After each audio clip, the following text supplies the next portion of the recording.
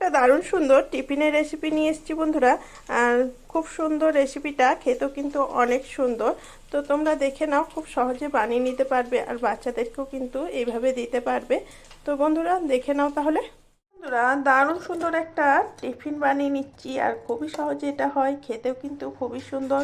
এই রেসিপিটা একটু দেখে নিলেই তোমরা খুব সহজভাবে বানিয়ে নিতে পারবে। প্রথমে আলু দিলাম, তারপরে এখানে চিড়ে ধুয়ে দিয়ে দিলাম। তো বন্ধুরা আলাদা কিছু খেতে মন হলে অবশ্যই এই রেসিপিটা রাখতে পারো, খেতেও কিন্তু টেস্টি হয়। ছোট বড় সবারই পছন্দের একটা রেসিপি। আলুগুলো এখানে প্রথমে ভালো করে ধুয়ে দিয়ে দিলাম। এবার মিক্সিতে ভালো করে ব্লেন্ড করে নিচ্ছি।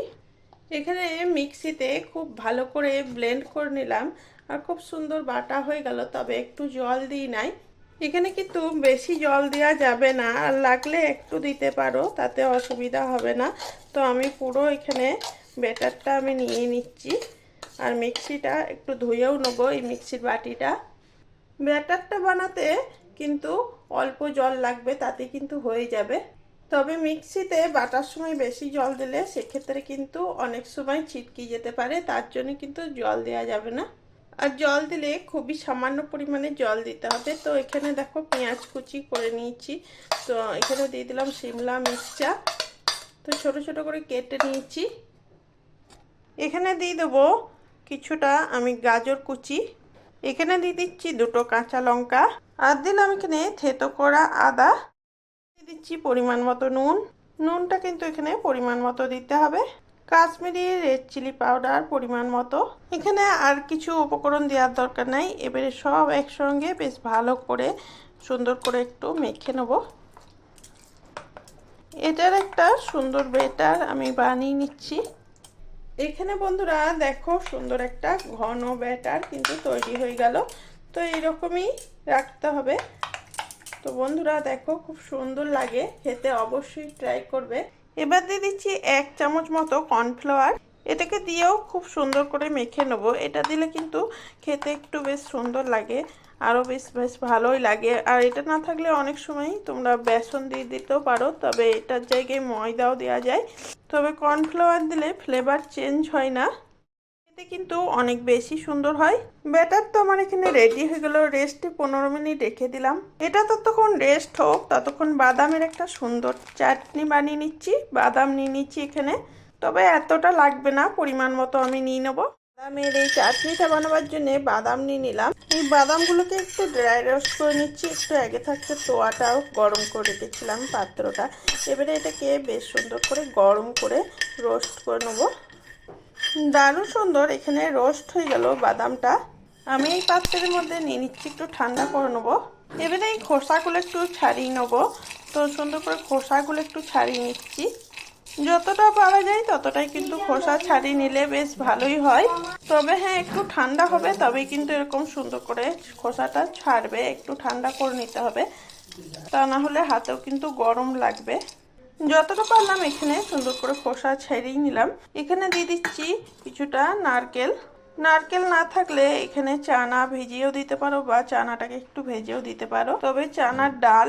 তো এখানে দিয়ে দিলাম অল্প আদা গ্রেট করা বা থেতো করা। দেখো এখানে দিয়ে দিচ্ছি লঙ্কা। তো একসঙ্গে একটু জল দিয়ে পেস্ট করে নেবো এটা।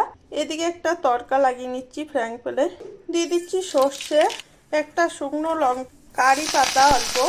এবার এটাকে জাস্ট একটু ভেজে নিলাম। এদিকে বাদাম আর নারকেলের পেস্টটা কিন্তু তৈরি করে নিলাম, তবে একটু জল দিয়ে অবশ্যই তৈরি করে নিতে হবে। তো সামান্য জল দিয়ে আমি এখানে পেস্টটা করে নিলাম। দিয়ে দিচ্ছি নুন পরিমাণ মতো, অল্প সামান্য টেস্টের জন্য চিনি। তবে হ্যাঁ, জল দেওয়াটা দেখানো হয়নি, তো ওটা আমি ক্যামেরার বাইরেই রেখেছিলাম। নুনটা অবশ্যই টেস্ট অনুযায়ী লাগবে। এখানে দিয়ে দিলাম ভেজে রাখা কারি পাতা, শুকনো লঙ্কার যে ফোড়নটা আমি বানালাম। তাহলে কিন্তু খুব সুন্দর চাটনি হয়ে গেল। এই চাটনিটা পরোটা বা ইডলি ধোসা এই ধরনের কিছু নাস্তাতেও বা জলখাবারে খেতে পারো। খুব সুন্দর একটা চাটনি হয়ে গেল। মিনিট হয়ে গেল। তো 15 মিনিট পর ফিরে এলাম। তো দেখো খুব সুন্দর ঘন হয়ে গিয়েছে, সেট হয়ে গিয়েছে ব্যাটারটা। এইদিকে আমি ফ্রাইং প্যানে তেল দিয়ে দিচ্ছি, যেটাতে আমি চাটনি বানালাম এর আগে। এবারে হ্যাঁ, এখান থেকে ব্যাটার নিয়ে নিচ্ছি, আর এখানে দিয়ে দিচ্ছি তো দেখো এখানে খুব সুন্দর ভাজা হয়ে যাবে। এখানে একটা টিফিন আমার রেডি হয়ে যাচ্ছে। তো খুব সাবধানে উল্টিয়ে দিতে হবে এরকম করে। 2 পিঠ উল্টে পাল্টে বেশ ভালো করে ভেজে নিচ্ছি। তো খুব সুন্দর দেখো ভাজা হয়ে গেল, কালারও চলে এসছে। এবারে এটাকে উঠিয়ে নেবো আর একটা প্লেটের মধ্যে রেখে দিচ্ছি। তো খুব ইজিলি তৈরি হয়ে যায়। আর একটা বানিয়েও এখানে দেখিয়ে দিচ্ছি। আবার একটু তেল দিয়ে ব্যাটারটা আমি দিয়ে দিচ্ছি।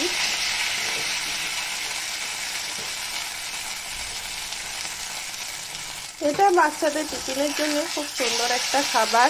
আর বিকালবেলায় কিছু খেতে মন করলেও এরকম একটা রেসিপি রাখতে পারো। এটাকেও ভেজে কিন্তু খুব সুন্দর করে তুলে নিচ্ছি। 2 পিঠ ভাজা হয়ে গেল সুন্দর করে। বাকিগুলো সবগুলোই একইভাবে কিন্তু দিয়ে করে নিচ্ছি। সেমভাবে আমি সবগুলোই তৈরি করে নিচ্ছি। খুবই সহজ আর খেতেও কিন্তু অনেক সুন্দর। একে একে সবগুলোই করা হয়ে যাচ্ছে আর প্লেটের মধ্যে সার্ভও করে দিচ্ছি। তো দেখো খুব সুন্দর হয়ে গেল চাটনির সাথে, দারুণ সুন্দর একটা টিফিনের রেসিপি। তোমরা অনায়াসেই করে নিতে পারবে বন্ধুরা। তাহলে এখনকার রেসিপিটা এই পর্যন্তই। আর কেমন লাগলো সবাই জানিয়ে যাবে।